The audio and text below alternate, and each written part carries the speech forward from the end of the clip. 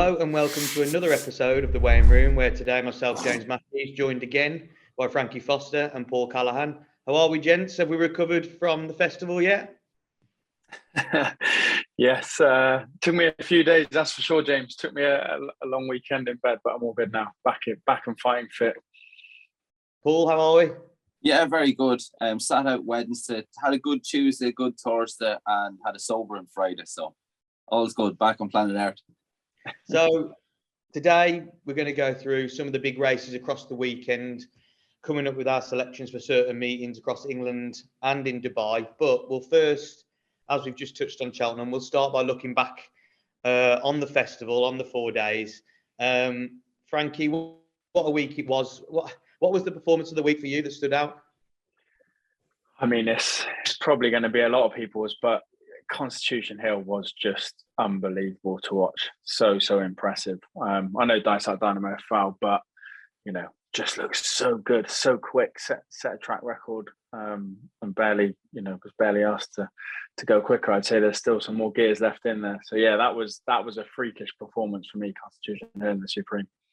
Yeah, it was just what a start to the festival it was, wasn't it? Obviously, us three were all on Constitutional, as we discussed in the previews, and he did what probably more than what we thought he could produce. And now, like, all the talks are about, does he take on Honeysuckle and Punchestown, or even the Champion Hurdle next season? So it's really, really promising horse. So, Paul, was he your performance of the week, or were you looking elsewhere? He was something else. Like we kind of touched on it in the preview that he was always going to be better on better ground.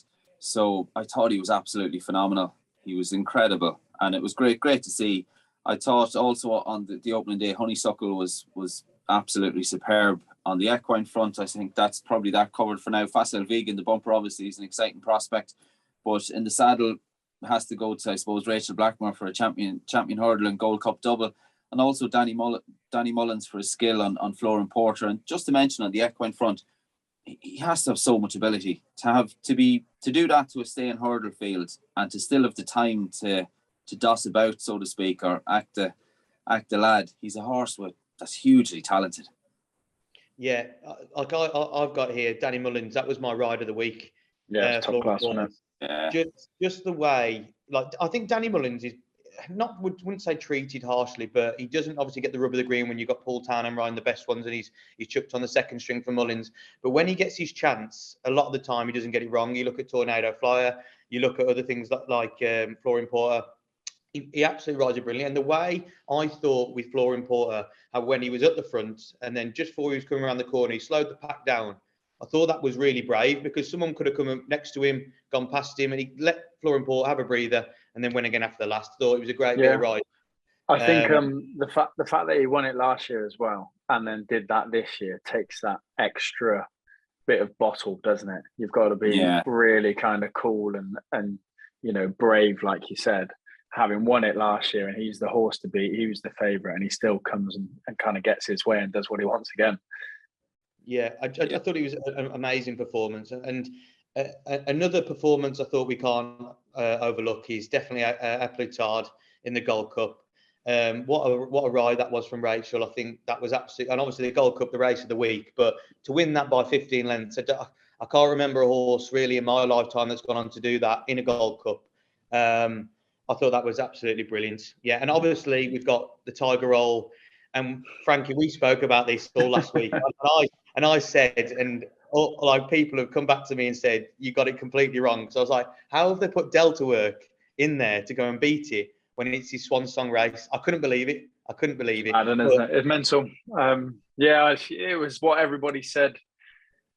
Everybody said before the race, surely that doesn't happen, and it just played out exactly as you thought it might, but wished it didn't.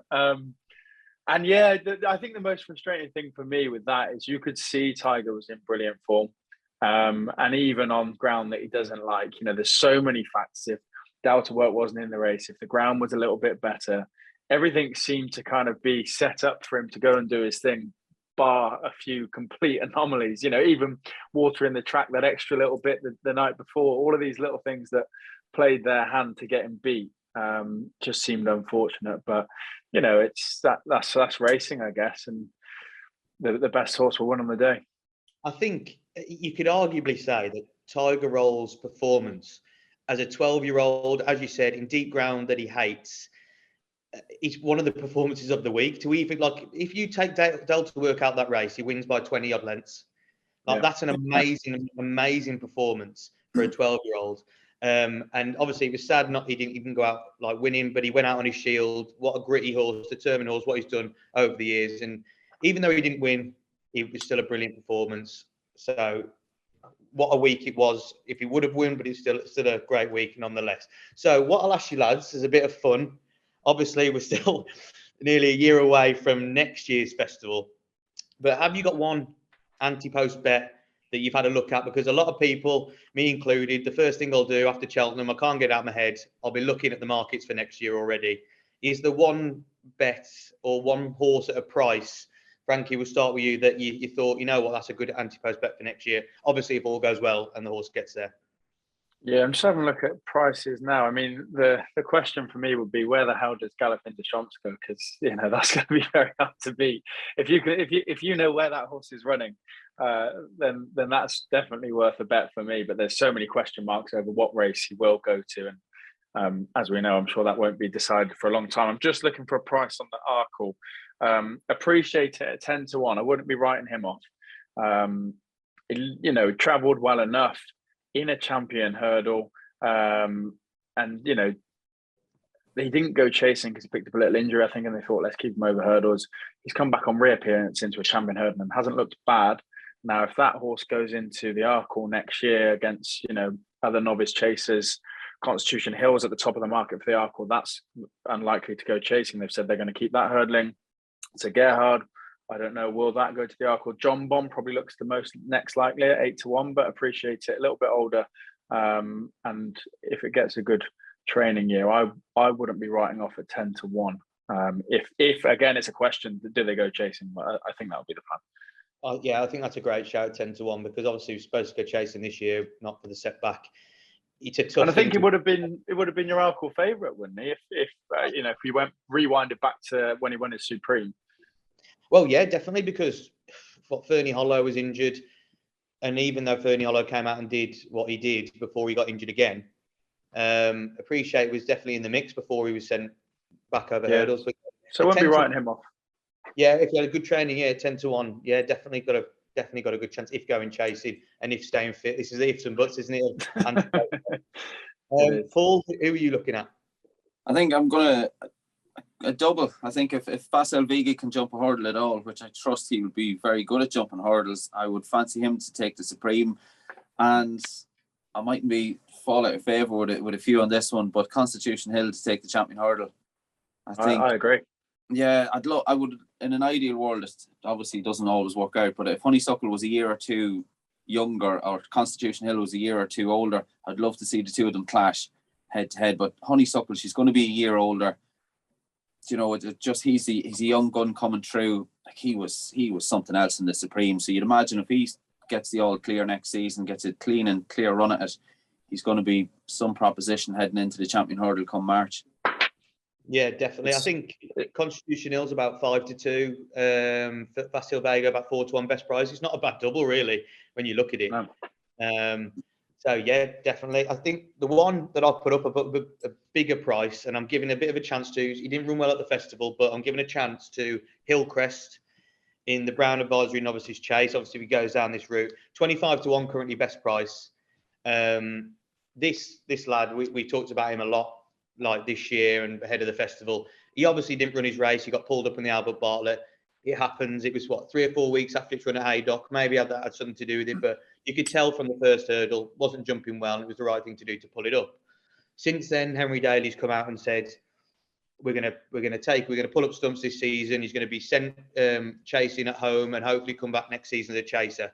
And they can't believe how big this horse is. Might even still get bigger. We don't know, but that is exactly what you want in a chaser. It definitely stays 3 miles.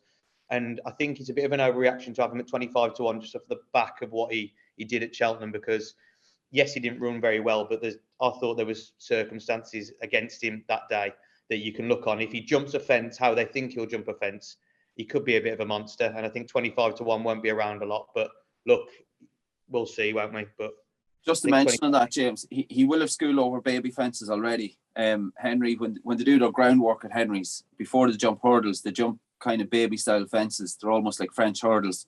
So he will have schooled over baby fences. There won't be an issue there at all, I don't think. So Henry's schooling facilities are second to none. They're absolutely top class.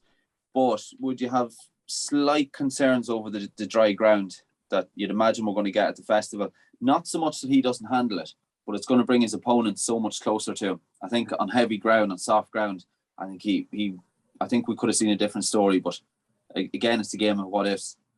Exactly. No, you are right with that. But if he'd have gone to the race this year, it was soft heavy, wasn't it? So he would have been right up his street. So as you said, we don't. Yeah. This is why you have anti-post bets and you look to have the value, and you don't know what it's going to be on the day. But I just thought 25 to 1. I thought it was a bit of a overreaction by the market if it's as good a horse as I think it is. And from what it's done over hurdles, apart from its run at the festival, it's been a brilliant horse this year, and he looks a really nice horse to own as well. So I thought that would be a nice bet at a big price anyway. But we'll have to see. It's all up in the air anyway. So anyway, moving on to this week's racing, and it is the return of the flat. With Doncaster, Kempton and Meydan hosting really nice cards on the Saturday. And the first race we're going to talk about, I'm not making it easy for you lads. It's the Brocklesby Condition Stakes, where all the runners have never raced before. So Paul, go and find the winner. Tentative selection here. I'm with the Richard Hannon trained Person Force. Just from the Person Force is out of a Luke de Vega mare. The stable do generally like to target those sharp 2-year-olds at the sales. Ross Orion takes them out. Drawn and stall 7, so he's going to have the benefit of having horses each side of him, hopefully to spur him on. But nicely bred colts, and on the basis that the yard do like to target those sharp forward 2-year-olds at the sales and what have you, it's Persian Force for me. Yeah, I absolutely agree with you on this. Persian Force for me. Look, it's a tricky race. We don't have a lot to go off. But the pedigree out of the Sprint Memas, out of the Lope de Vega mare, he shouldn't be lacking for speed, I don't think, over the trip. Ross Orion, I think he's a brilliant rider. I think he's a champion jockey in waiting in the next few years, personally, for me. I think he's a really, really good jockey.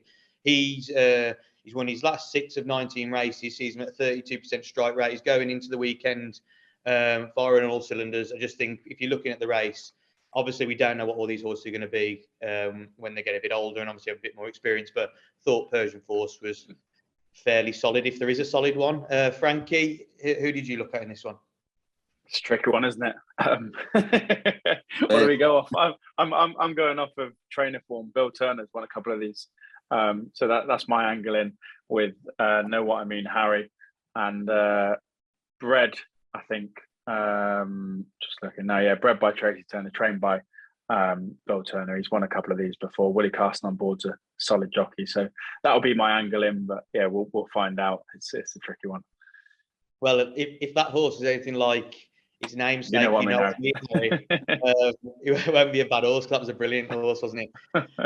So obviously tentative selections in that one, but hopefully we'll have better analysis that we can go off on this one. So it's the next race is the 150 at Doncaster. It's the listed Camage Trophy Stakes over 6 furlongs, another sprint event. Frankie, we'll stick with you. Who did you come down on in this one? I'm going to go with the favourite, goes 7 to 4 and about. It just looks very, very solid. He's won on all seasonal debuts so far, so that's no issue. He's ran out of the places, but not miles off the winner in some very hot races last season. Diamonds Jubilee at Ascot, July Cup at Newmarket. They both look very, very good performances. I think maybe 5th in both, but not miles off the winner. And then if you look at his last 4 runs over the trip, or at least looking around the mile trip, it's a first, a second, a first, a second. So again, no issues taking the trip. And he just looks very, very solid for me. This is lower class. So I think just given his work around the mile trip, very, very solid. Those performances in those 2 group races last year, he looks the one to be beat for me. Paul, who did you come down on in this one?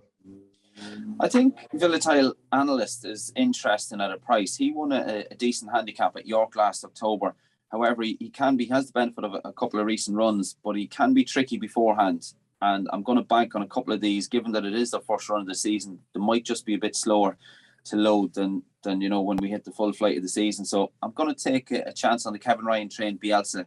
Kevin Stott takes the mount. He's a course and distance winner, was second on seasonal reappearance at Ayr last season. He's the winner of the Ayr Gold Cup, and he won't mind the ground. He's pretty versatile as far as the going is concerned. So it's Bielsa for me. I'm getting confused though. I was reading it out loud, thinking this doesn't make sense, but it's because I was looking at the wrong race here.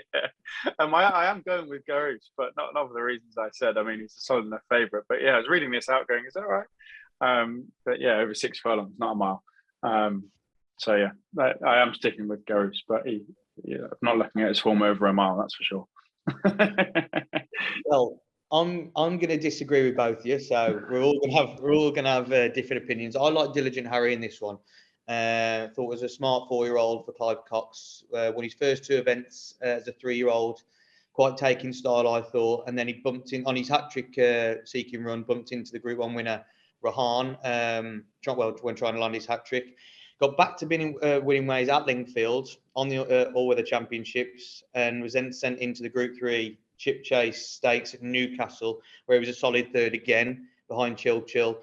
Made his turf debut in July. Was only a neck second to Happy Romance, who's turned out to be a really nice horse as well.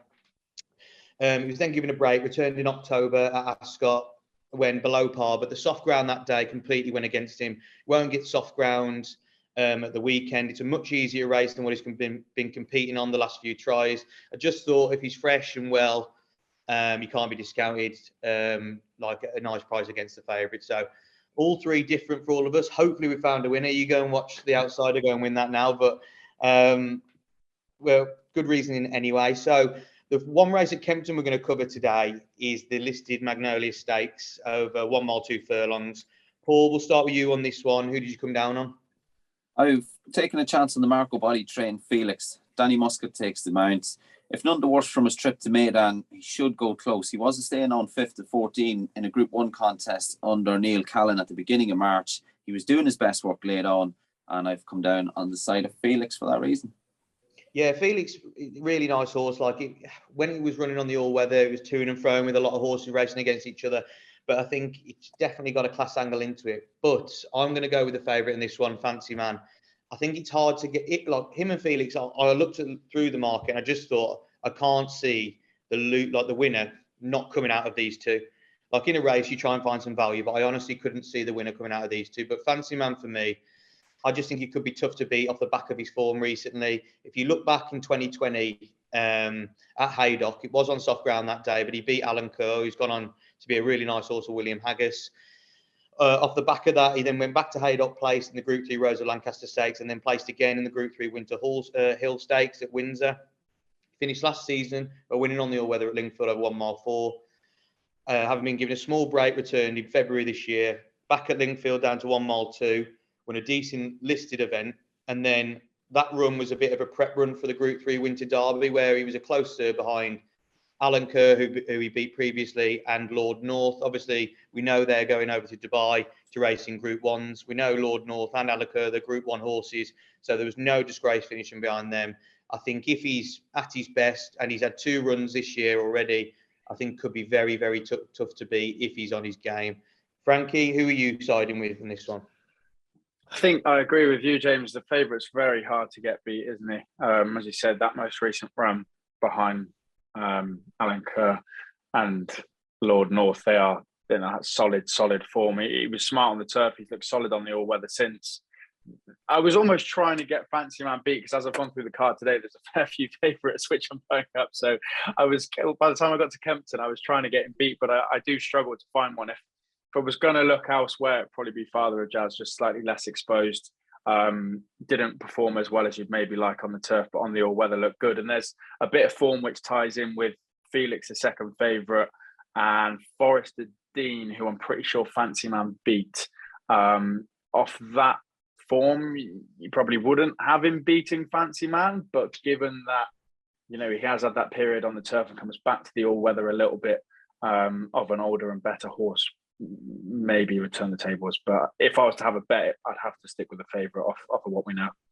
Yeah, I think, like we've said, they've all got a chance. I think what's interesting with Father of Jazz, I'm a huge Roger Varian fan. I don't think he probably had the best year last year, and I think he could have a nice group of horses coming through that he could have a good year. And Father of Jazz was one of his nicer horses at the start of the season, but got put in his place slightly. That's where I thought Fancy Man could be tough to beat, because I can't see the form being reversed, but it's definitely worth noting down. So moving back over to Doncaster, the 225s, the Spring Mile Handicap, Class 2 over a mile. Frankie, who did you come down on in this one? Looks quite a tough race, isn't it? As we speak, the prices have popped up. I said I've been picking favourites, and it is favourite Empire State of Mind. It's where I'm going. It'd be a great weekend, won't it, if they all win? This was the horse where I was looking at his 1 mile form, and discounting other form over slightly shorter. This is what I was on about. Form reads 1-2-1-2 when you're looking around the mile trip. Looks to be improving last season, ran to an RPR of 88, which is as high as any in this race. And then most recently, I'm just going to double check I haven't got this wrong, but I think he went over slightly shorter. Yeah, second over slightly shorter trip in a Class 3. I think that's good enough form when you account for how much better he is over the mile trip coming into this. Yeah, got a big chance. I'll be siding with you on this one. Empire State of Mind for me. As you said, very, very consistent horse for John Quinn. Not finishing outside the top 3 in his last 7 races. Going on to win 3 of those over the mile. He's versatile when it comes to soft or good ground. I think he can run on both, but I think he'll get better ground at Doncaster with the weather prediction at the moment looking like sunshine, no rain. He just seems to still be progressing for me, like winning off a mark of 62, placing, winning, went up to a mark of 83. What he'll be running off, I just still think there's improvement to come. And I think he's a very good horse. Paul, are you siding with us, or are you looking elsewhere? I've gone elsewhere. I quite like Andrew Balding's May Night, who's been largely campaigned on the all-weather. He's 4 wins from 9 starts on the all-weather. He's 0 from 6 on the turf to date. But his last run on grass was on heavy ground at Leicester in October. And October heavy ground would be pretty different to heavy ground that you might get in April, say on the flat. It'll be cut up. It'll be nicely churned up, having been raced on all season. Prior to that run at Leicester, he did post 2 good efforts when finishing 3rd at Ascot and 2nd at Newmarket on decent ground. He wears the cheek pieces, and I think there's still more to come from May Night. David Probert takes him out for Andrew Balding. Yeah, definitely. Well, it's 10-1, just looking at the prices now, definitely got a big chance at the prices. So staying at Doncaster, and one of the races on the card is the listed Doncaster Mile Stakes. Only 4 runners have been declared for this one, with Shindit at the top of the market 8-11, Royal Champion 10-3, Busala at 4-1, and then Tempest at 14-1. I'll kick us off on this one. Look, I know it's a favourite again. I know it's a short price, but for me, this is one horse that if he gets beat will be the shock of the day personally. This Shindit is a much, much better horse, and he's in a lesser race than what it should be in, really. If you look what it's contested, and I just think it wins, and I think it's a horse for your accumulators over the weekend. Richard Hannon, look, he doesn't have a bad record with his horses coming out first time, but like I mentioned earlier, if you look at the races this horse has been running in throughout its career, then coming into this listed race, it should just win. Really smart juvenile. Won the Group 2 Champagne Stakes over 7 furlong on at Doncaster on good ground, so got a bit of course form. Then went into the Dewhurst, the soft ground went against it. Obviously, St Mark's Basilica won that. The form behind that horse and others have worked out really well. Returned last year as a 3-year-old. Won the Greenham Stakes. Went into the Group 1 2,000 guineas. Finished a good 5th, I thought. If you look back at that race, if you weren't really up with the pace, you've really struggled, and I thought it stayed on really well.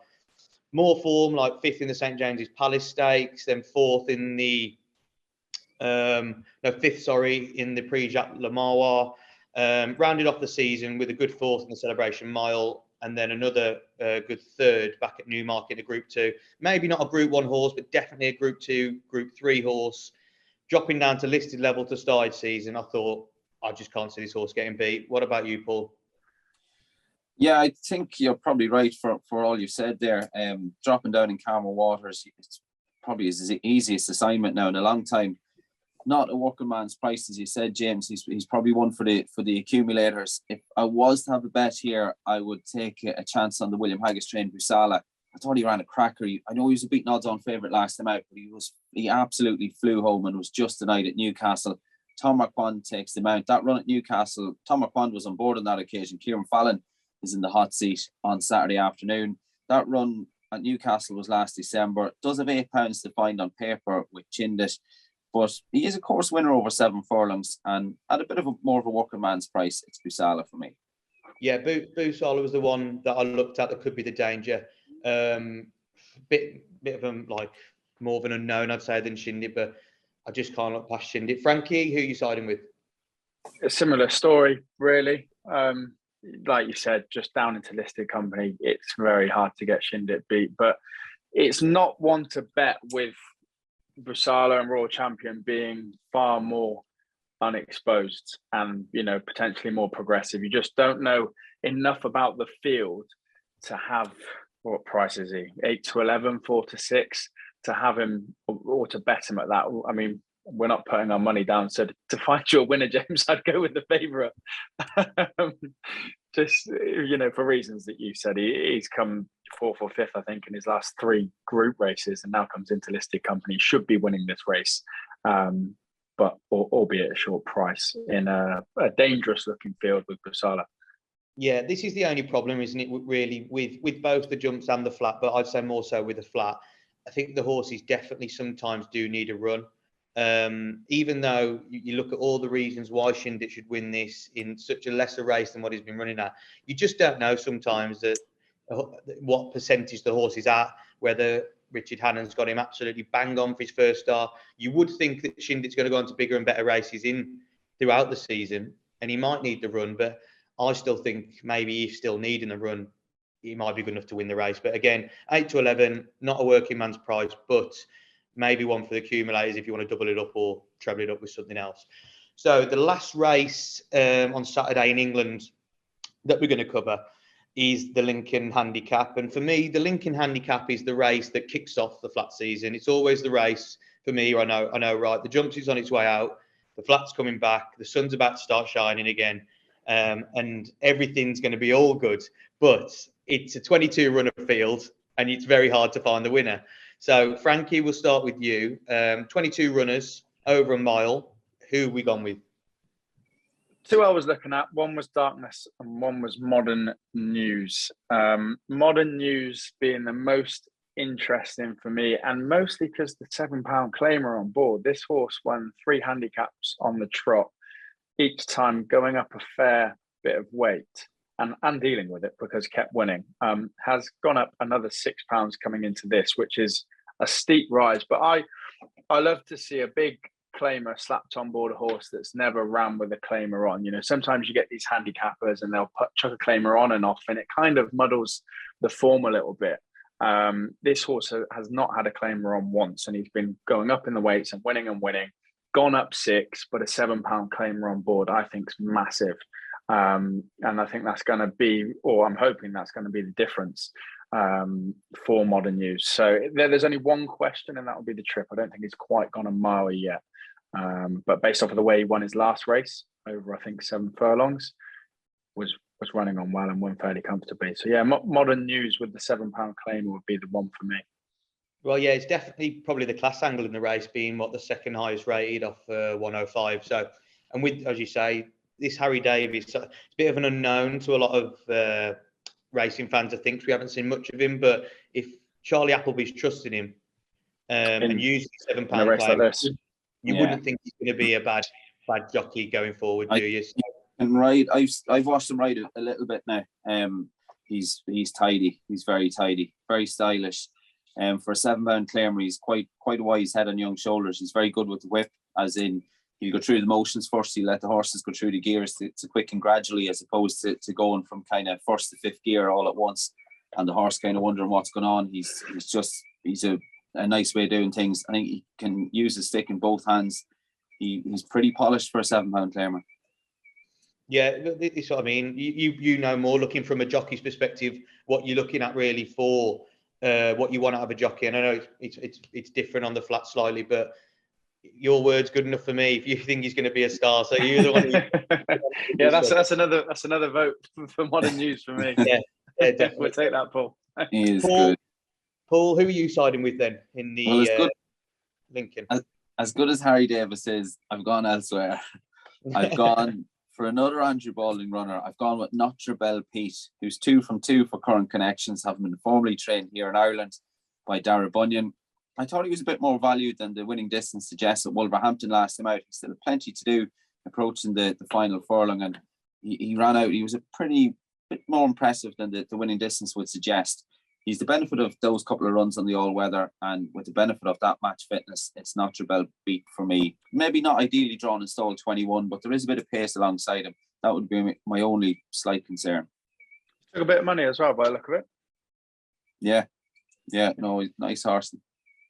Yeah, that Notre Belle Pete, his win at Wolverhampton in the Lincoln trial was quite nice actually, and you thought he would come on a bit for that, and that's exactly what you want pretty much in a horse for the Lincoln.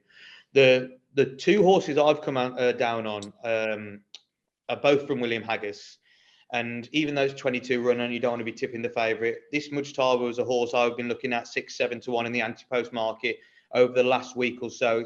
It's into about 4 to 1, 10 to 3.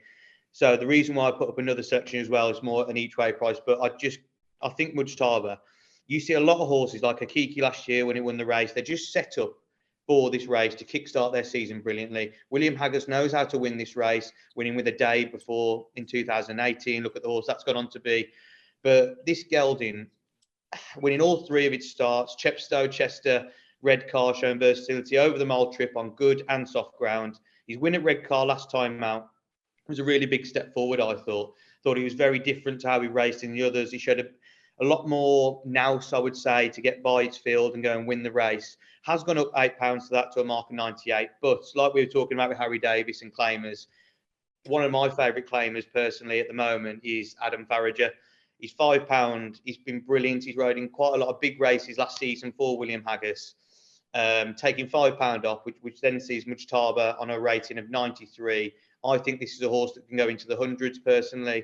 And I just think he's a perfect horse that will go on to do better things in group or listed races and away from handicaps. And I think being put into handicap, it could be a group horse and a handicap. But as the bookies and the punters have already latched onto that, he's obviously a short enough price at the moment in a 22 runner field. So another horse that at a bigger price, around 14, 16 to 1 for William Haggas, is Amethyst in the Cheveley Park colours.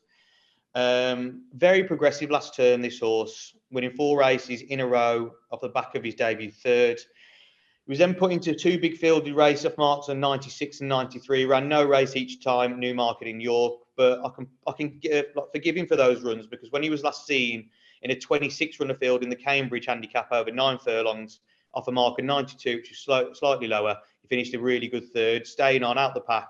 And it was quite nice, I thought, to finish third that day. He's only up £2 for this. Kieran Fallon's in the saddle.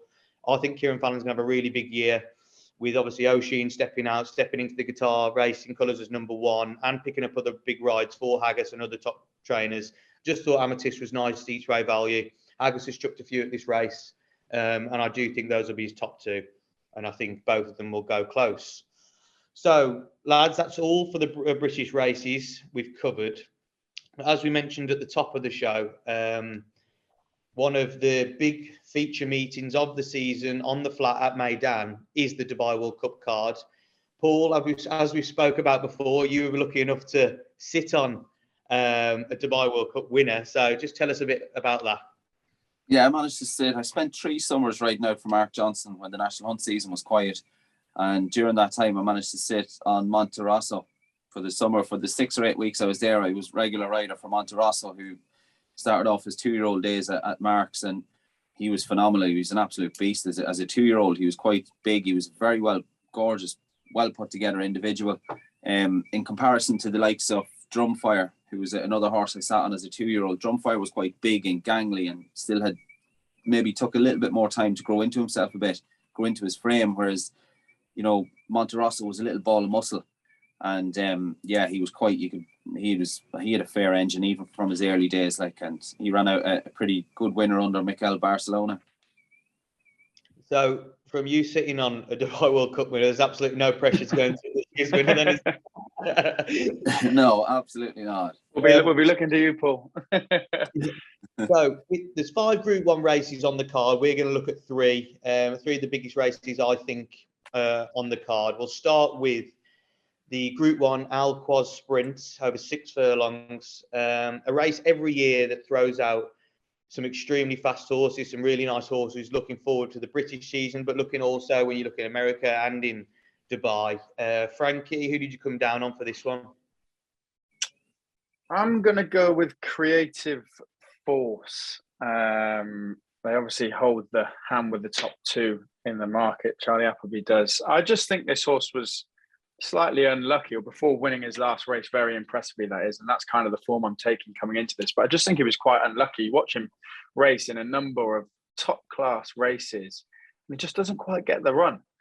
Squeezed out a few times, short of room a couple of times. You know, it was one of those horses that each time you'd watch it run and you think that'll win next time, and then the same happens again. You think that'll win next time, and he had 3 or 4 runs like that until it finally clicked and he finally did get the run and won very impressively last time out. So I think maybe we haven't quite seen all that this horse has got to offer, or maybe the price is reflected on the fact that you don't see a lot of ones next to Creative Force's name, as opposed to maybe, you know, the favourite. So at 11-2, I'd be having Creative Force. Yeah, I'm absolutely on the same page as with Creative Force here. I personally think Creative Force and Man of Promise should be a lot closer in the market. I think Man of Promise probably should be favourite, but I don't think justifying a 13-8 to 11-2. I think they should be a lot closer, and that's where I find the value with Creative Force. As you touched on there, very progressive horse over the last year or so. Won 4 straight races at the start of the season, including the Group 3 Jersey Stakes at Royal Ascot. He then went and mixed it with the big boys in the sprinting division and found it slightly tough. As you said, just not quite finding the gaps. Always getting stuck behind runners, but staying on late. If you look at its record, 5th of 19 in the Group 1 July Stakes. And that was after it won in the 18-runner field in the Jersey Stakes. Backed that up at Glorious Goodwood with a narrow second to what was a mud lover in Kim Ross when it absolutely hailed down that day to make it soft ground. Back over 6 furlongs on quicker ground, can only manage 6th in the Group 1 Sprint Cup at Haydock, but bounced back in a big way at Ascot on British Champions Day, landing the Group 1 Champion Sprint Stakes. That, to me, is some of the best form on offer in the race at Group 1 level. If he's fresh and ready to go off a bit of a break, I just think his price is far too big, personally, for me. And, yeah, I'll be agreeing with you, Frankie, with Creative Force. Paul, who did you come down on? Although he has a bit of work to do to reverse the form with Man of Promise, I've gone with the Aidan McGuinness trained A Case of You, who was a Group 1 winner out in France last season. I thought he ran a cracker to finish second at Meydan last time out behind Man of Promise. He did have a pipe opener at Dundalk. I was there that evening, and I'd say he probably does more at home on the gallops on the morning. He got the job done at Dundalk. Like I said, I think he'll probably come on for that run last time out. He does have a little under 5 lengths to find with Man of Promise, who was an easy winner on that occasion, but at a bit of a price. And with the Aidan McGuinness trained A Case of You, whose yard Aidan McGuinness had a double at Dundalk on Wednesday evening. So the yard arrived here in good form. Yeah, good selection. Moving on to the Dubai Shima Classic, another lovely Group 1, won by Mishrif last year, powering home late under a superb ride by David Egan. Paul, we'll stick with you first. Who do you fancy to win it this year? Do you think it will stay with the English, or are you looking elsewhere?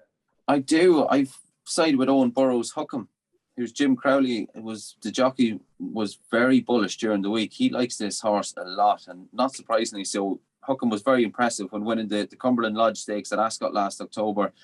He has since won out at Meydan. He was a winning odds-on favourite at the beginning of March, and I think he's a massive price around about the 9-1 mark. Yeah, I did look at Huckham. He's definitely a big price, about 9-10 to 1. Yeah, definitely. Frankie, who did you go for? I agree. We couldn't do a first flat card of the year without having Jim Crowley riding one winner, could we? I think he's top class, Jim Crowley. Yeah, he's absolutely brilliant, and it's nice to see. You know, when you have a look at these, and they have good English form. It's nice that he's had a run and a win at Meydan most recently. Sometimes it worries me a little when you take this strong English form, but they've never come over to Dubai and had a race. But I like the fact that he won at Ascot, then he's won most recently at Meydan, and comes here with Jim Crowley on board is a massive plus. Yeah, I think Hookham's got a big chance, but there's two horses I picked out. I'm going to go against you slightly. Even though I think Hookham's a lovely horse, I'm going to go against you slightly because the two horses that I picked out, the first one was Your Beer for Charlie Appleby. Yes, he's at the top of the market, but I just think he holds some of the strongest form claims in the race. Since he's had his gelding operation, this 4-year-old has turned his form around completely. Went on to win the Group 2 Great Voltager at York, and that was in serious style, I thought. Was then sent over to America to compete in the Jockey Club Derby at Belmont, and he put up another career best to land back-to-back wins, seeking a hat-trick in one of the races of the year in the Breeders' Cup Turf at Del Mar. If you go back and watch that race, how William Buick got him round that corner and up close home was absolutely superb. And I just thought he's got a serious engine, this lad. I know he's come back off a break again, but if he runs to that form, I find he's got to take a serious performance to beat Your Beer if he's in that form, personally, for me. I've just chuck up another one. This is a really speculative one, 50-1 each way player. And that's the Simon and Ed Crisford Without a Fight. Very similar form lines to Hookham. Running in the Group 2 Dubai City of Gold, over course and distance in a field of 14. Was only beat, I think it was by a neck by Hookham last time out. If you look at Hookham at 10-1 and you look at Without a Fight at 50-1, I just think if he can squeak a place for how big that differential, I think Hookham is better. It's a better horse than Without a Fight. But if you look at one race and at the odds at 50-1 and at 10-1 to sneak a place, I think why not have a little speculative each way go on Without a Fight? I might be completely miles off it, but I just thought looking at the prices of that, he's definitely got a chance of hitting the frame. So moving on to the final race we're going to cover on this week's episode, and it's Paul's race. It's the Dubai World Cup. So, Paul, we'll start with you. Some seriously smart horses here from all around the globe. Who did you come down on? Yeah, this is building up to be a big disappointment, isn't it? To finish off the pod this week, finish off the video. Life is good. I don't see any reason to oppose him. He's a Breeders' Cup winner. I thought he was exceptional, getting the better of Nick's goal last time out in the Pegasus World Cup at Gulfstream. Like, the race was over after the furlong. He was gone, and that was it. And he set some serious fractions at the start, and to be still kicking off the home turn, it was an incredible performance. And if he turns up like that, I don't think you'll see another horse. I think we're on the dirt for this. I think since they changed the surface at Meydan, arguably it has favoured the US horses. They're obviously more used to running on dirt. But that performance at Gulfstream the last time was something else from Life is Good. It'll take something special to stop him. Yeah, I agree. It could take something very special to beat that horse. Frankie, who did you land on? You know where I'm going. He's 4-7. He's pretty much unbeaten. I'm not looking elsewhere. That was enough for me. Like Paul said, to go off so quickly and to finish a race so strongly, and the way that these horses race over in America, when it just seems to be like the best horse will usually just go from the front and keep on going, and this horse does exactly that to a very, very high standard. So yeah, I think it'd be very hard to catch and very hard to beat. Life is Good, very, very good horse, but just at the prices and just because go on then, James, throw one in. I've gone for the second favourite, Hot Rod Charlie. Again, like you said, Paul, Americans do seem to deal better on this surface than many. Dual Grade 1 winner on fast ground last year over in the US over 9 furlongs. I think if we're replicating that form, and if you look, it's only £2 off Life is Good in the ratings. You can get him about 3-1 now. He could be a bet against the favourite. 3 starts ago in November, finishing narrow 4th of 8 in the Breeders' Cup Classic at Del Mar. Looks really good form. Next time out on Boxing Day, in the Grade 2 Antonio Stakes at Santa Anita, was a no second, so going close in his races. I think it set it up perfectly, that did, for his race in Dubai. Like you said, Frankie, with Hookham, you like to see a horse that's already had a race on the track at Meydan before then going on to racing like the big championship races. And this horse did go on to blitz a field by close to 6 lengths in the Grade 2 Al Maktoum Challenge. Look, Life is Good might be really too good to beat, but I just thought, look, the value behind the favourite, and like you touched on earlier, Paul, having this run on dirt and it suiting the Americans, it might be preferable to the top 2 horses in the race. But I'm going to stick with Hot Rod Charlie just at the prices. So, lads, got to make it interesting, haven't you? Yeah, you got to. So, lads, we've gone through the Dubai card, Doncaster, it's a race at Kempton. Thanks so much for all your picks and insight. It's all we have time for on today's episode. If you like this video, go on, like it, subscribe to the Winners Enclosure channel with more and more stuff coming every week from the Weighing Room Pod and other stuff like TD Room Meets. But lads, for now, thanks so much and all the best for the rest of the week.